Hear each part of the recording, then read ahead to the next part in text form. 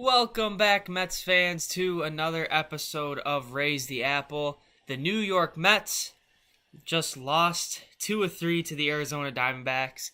Had the best record in baseball for a while, first team in baseball to 20 wins, and did just lose 2 out of 3 to Arizona. But it is so early in the season that it's, oh well. They're now half a game behind the Dodgers for the best record in all of baseball before they head out to St. Louis this weekend and then to Arizona before returning home. And home sweet home. The New York Mets are 13-3 at home this year. And until losing 2 out of 3 to Arizona, the Mets had won 8 in a row at home. They were coming off of a big series against the Nationals, a sweep with the Phillies. There's just so much good going on for the Mets right now. So, backtracking a little bit, that Nationals series. Mets let 2 of them slip away, earned a split. The 19-5 win, Brandon Nimmo ties Delgado's record with 9 RBIs in the effort. And then the big thing, though, for me from that whole series, that my big takeaway, 2 things. First of all, the bullpen regressed a little bit. That was to be expected. The bullpen was not going to sustain their pace the entire season. I think everyone knew that. They regressed a little bit.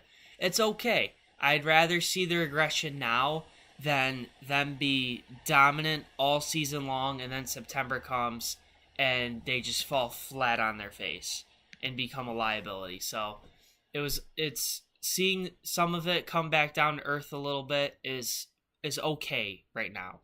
The second thing, Major League Baseball, what are we doing with the replay system and replays in general? That triple play is by far, one of the worst calls I have ever seen in a baseball game. It's not a reviewable play, which I think it just might be my not understanding the rules. I don't understand why plays aren't reviewable. What's the point of having the replay system in effect in baseball if stuff is not reviewable? That's what I don't understand. It was clear cut that ball hit the ground first before it went into Lau's glove. That should not have been a triple play. I don't know how that was missed. I don't know how there wasn't a crew review on that. It was mind-boggling to me. And the Mets were just doomed from there. They couldn't get anything going. C.J. Abrams was just too fast on the base paths. The Nationals are just a scrappy little bunch, just like the Marlins. And then the Nationals obviously came back a couple nights later. And then the Mets blow the doors on them to close out the series and earn the split. Then the Mets come home. They get the Phillies for 3 games. Mets sweep the Phillies. First time seeing the Phillies this year, and the Phillies was before the Nationals series. I got my dates mixed up. Mets sweep the Phillies, and then after splitting with the Nationals, they come home again to play Arizona. Win the first game, lose the last 2. Today, Juan Soto homered twice, which was great. If he could start picking it up a little bit. Slow first month, but if he could start picking it up a little bit, that would be so much help to this Mets lineup that's already just raking. Just adding Soto to the mix, I think, will make it that much better. The pitching has been good this whole time. The bullpen, like I said, has regressed a little bit. They've kind of been doing some plug and play. You had the injury with A.J. Minter, which is not looking good at all. You have Danny Young going on the injured list, but the guys that have come up have stepped into their roles pretty well, and they've performed. So a lot going the Mets' way right now, and getting into what is coming up in their schedule. Their schedule's starting to pick up a little bit. So after St. Louis this weekend, they head out to Arizona, then return home to host the Cubs and the Pirates, and then they go get round 1 of the Subway Series, 3 games at the Bronx, and then to Boston before returning home to host the Dodgers, White Sox, and Rockies to wrap up the month of May. So it's starting to slowly, their schedule's starting to slowly pick up a little bit. June looks like a blast, featuring the Dodgers, Atlanta, Philly, Atlanta again. Atlanta has, despite their horrendous start, have slowly clawed their way back to almost 500. So I'm not counting out Atlanta out of anything just yet, especially when Ronald Acuna Jr. should be back within the next month. But the Mets are off and running.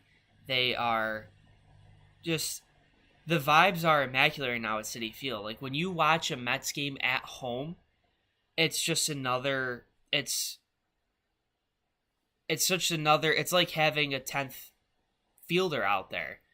It's having all those fans there packed out almost every single night, how loud they get. Like, look at last night's game.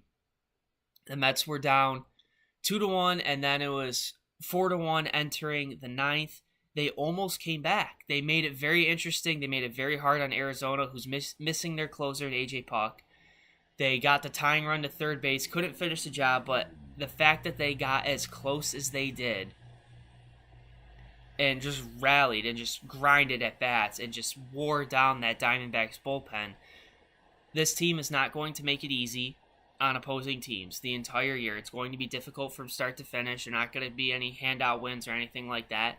And like we've kept saying the previous episodes this year, they still have reinforcements coming with Minaya and Montas, and Alvy and McNeil are back, and it's just going to keep going good for the New York Mets, who right now sit first by 3 games in the NL East. The Phillies have won 4 straight, so they are right there with the Mets. The Braves have won 7 of their last 10 at 14 and 16. They're only 6 games back.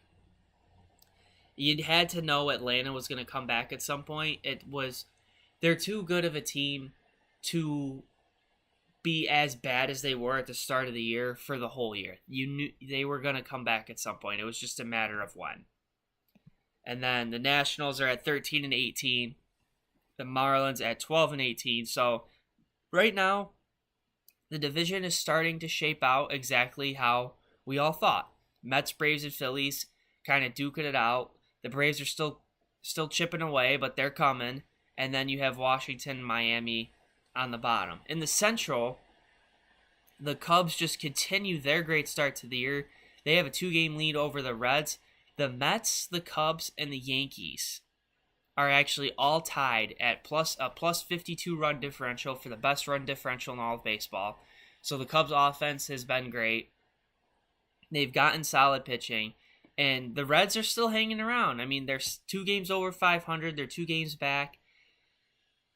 The Reds, to me, I think I like their offense. And outside of Hunter Green, their pitching is what scares me. They optioned Alexis Diaz down to AAA today. If they could get some help in the rotation, some help in the bullpen to go with Hunter Green with how good he's been, I think the Reds might be a surprise team when it comes to the wild card race. They're only a game out of the wild card right now. So if the Reds could get some pitching help to pair with Hunter Green, I think that would be awesome for them. And then out west, the Dodgers have won 5 in a row. They went up, down a little bit because they just keep getting hit with the injury bug and then back up again. They have a 1.5 lead over San Diego. San Francisco is still sticking around too. They're 2 games back. And the poor Colorado Rockies. Oh my God. We were kind of going through a standings update here, but let's take a quick side conversation about the Colorado Rockies. Everyone talks about, the Pirates are a mess. The Marlins are a mess. The White Sox are an embarrassment. I feel like no one ever talks about the Colorado Rockies. They are 5-25 right now. They won a game. They had an 8-game losing streak. They won a game, had another 8-game losing streak, and then won again yesterday. I don't know how the Rockies keep getting overlooked and how awful they have been this year. And the rate they're going, I mean, they're on pace to win 24 games this year. At the rate they're going, I would be surprised if they win that many. I don't know what it is in Colorado. I mean, Chris Bryant has been hurt more times than not. They just really haven't done anything to help their team. They haven't sold off anyone, really. It's kind of like they're just like, yeah, we're here. They are... I don't even know how to describe the Colorado Rockies. I don't know how... I'm shocked that it's not being talked about more, just how awful they have been the past few years and how awful they're going to be this year. Last year, the White Sox, record-wise, were the worst team in baseball history. This Rockies team is on pace to not only beat them, but also to beat the Cleveland Spiders, who have the all-time worst season in baseball history. Regardless of number of games in a season and all that, the Rockies are on that bad. They're on pace to be that bad this year. I think 30 wins might be generous at this point for the Rockies, the way they're going. I feel so bad for Rockies fans. I just don't know what is going on over there. And it's a mess. But in the American League, the Yankees lead the AL East. They have a 1.5 lead over Boston, with Toronto behind at 3.5. Baltimore's sitting in last at 5.5. Baltimore's problem is their pitching. Their offense has gotten off to a bad start, but their starting rotation has also been a mess. Charlie Morton's been a disaster. Their rotation is just not what... Losing Corbin Burns is really biting them in the ass right now, because and losing Jack Flaherty. Even if they only still had one of those guys, just having a true number one in that rotation, I think would be great for Baltimore. But the Yankees are only 5 games over 500, so I think the AL East is still going to be wide open. Baltimore's only 5.5 out. I think there's plenty of time left in the season for them to make up 5.5 games, but they're going to need some help in the pitching department, especially in that starting rotation. Otherwise, I would hate to see Baltimore waste Gunnar and Adley and Kierstad and Cowherd and Jackson Holliday and all these young superstars they have. It would be such a shame if this new ownership group let it go to waste because they didn't get quality starting pitching. In the Central, the Tigers have a game lead over the Guardians, with the Royals behind at 2.5 games. The poor White Sox, they've won 8 games, 3 more than the Rockies, but they're still a mess as well. And then out west, the Wild West, Seattle's got a 2-game lead over Houston. The A's are sticking around. They're 2 games back as well. Texas is 3 games out. The Angels are 5.5 games out. Angels got bad news with Mike Trout because the baseball universe hates Mike Trout for some reason and just doesn't want him to be healthy for more than 5 seconds. When we look back, when Mike Trout finally calls it a career, and we look back on how amazing he was and how the last few years of his career were just riddled with injuries, it's going to suck. Because we're talking about with Mike Trout, he was, numbers-wise, was in the conversation as one of the best players of all time for a long period of time. And then the last few seasons, he cannot catch a break. He hurts this, he breaks this, this is torn, this, that.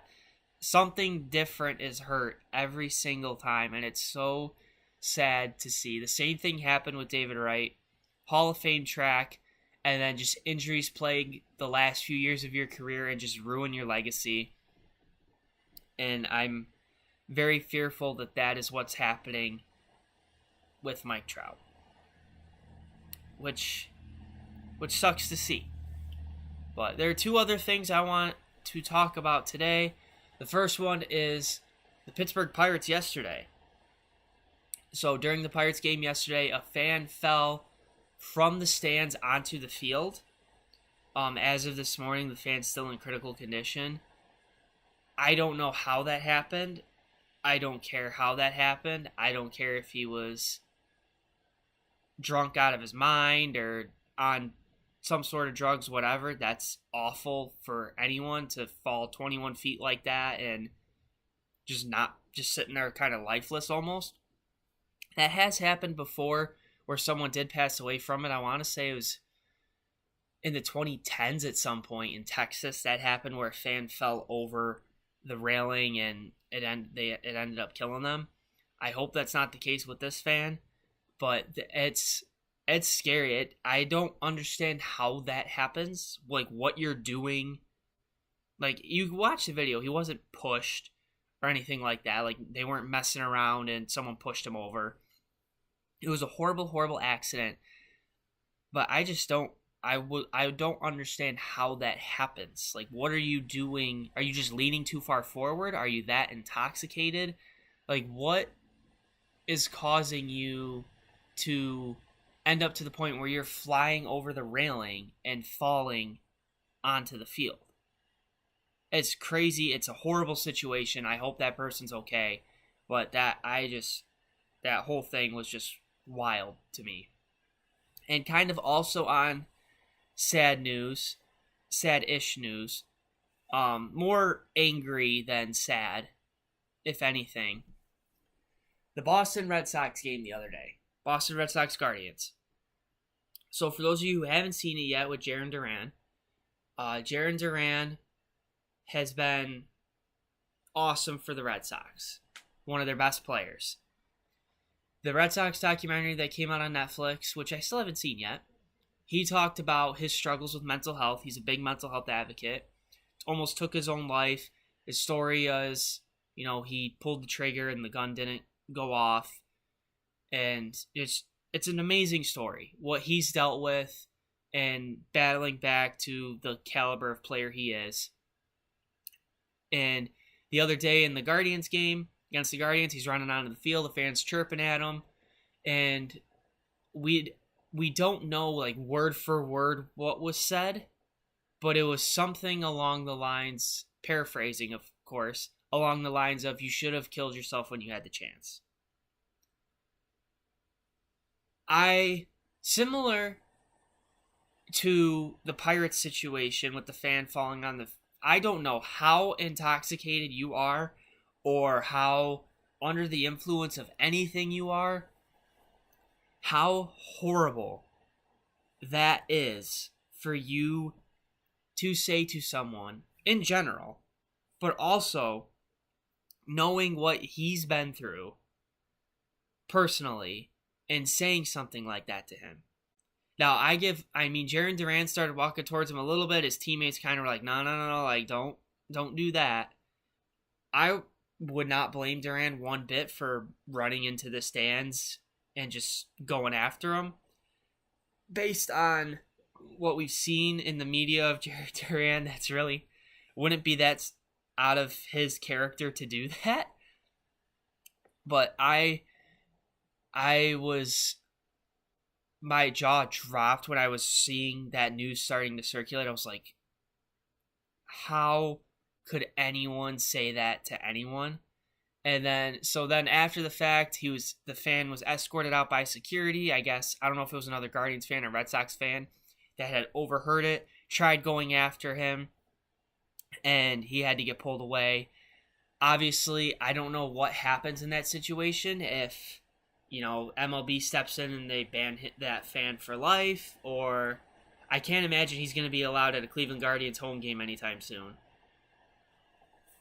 But I don't care how intoxicated you are. I don't care you're under the influence of whatever, or if you're just an asshole. That is up there, if not the worst possible thing you could say to someone. And I don't understand how, they say think before you speak. So if you take that, think before you speak, you think before you're saying that, how you think that in your head, I'm going to chirp Jarren Duran and say this. Where in your head you thought that was a good idea or smart or anything? Part of sports is fans heckling. I'm sure Duran hears all the time, you suck, like typical, like, sports fan chirping. Like, you suck, Stuff like that. Little things. Players around all sports, I'm sure, hear that all the time. But there is a line. You don't insult their personally. You don't go after their family. You don't say things like that, like this fan did. There's like a lot. There's a very fine line with trash talking and just being a jerk. And I've never seen a fan chirp a player in any sport quite like that before. I hope that it's handled appropriately. I mean, the Guardians released a statement rather quickly after that started circulating on social media, so kudos to them for that, on handling it properly. I don't know where it goes from here. That was just an awful, awful thing to have happen, and shame on that person for that. But we're gonna wrap up this week's episode of Raise the Apple. Our New York Mets are just absolutely crushing it right now. There's not much negative to say. I mean, the starting pitching's been fantastic. The bullpen has regressed a little bit, but nothing to be overly concerned about. The offense is starting to get going. Vientos is starting to pick it up. Soto's 2 homers today. I mean, it's a month into the season. Soto's 2 homers today, I think, were huge. If he can use the month of May, kind of get rolling a little bit, I have no doubt by the end of the year that his numbers are going to be where we're used to seeing Juan Soto's numbers. It's just going to take time. I mean, a lot of people are frustrated with him. They're worried about him. I guess it's understandable. I mean, he's never been he's going to hit 350 with 70 home runs and 200 RBIs. Like, that's not what you're going to get from him. So I hope that's not what people are expecting, because that's never been the player he was. He's always going to get on base. He's always going to get his walks. He's going to hit 30 to 40 homers probably, and he's going to drive in probably close to, if not 100 plus. So I'm not worried about Soto, nor should really any Mets fan. A lot to look forward to into the summer months, especially as the schedule starts to pick up and we can really see where this team's at in terms of how they can compete with the other top teams in the league this year. So that's going to wrap it up for this week of Raise the Apple. Make sure you subscribe here on YouTube and on Apple Podcasts. Make sure you follow on TikTok at RTA_pod. Got some post-game recaps and a lot of other stuff coming as the summer starts rolling in. And make sure you follow on Twitter and all that good stuff. Hit that like button. Any comments, questions, things like that, leave those as well. And we will see you next week. Let's go Mets.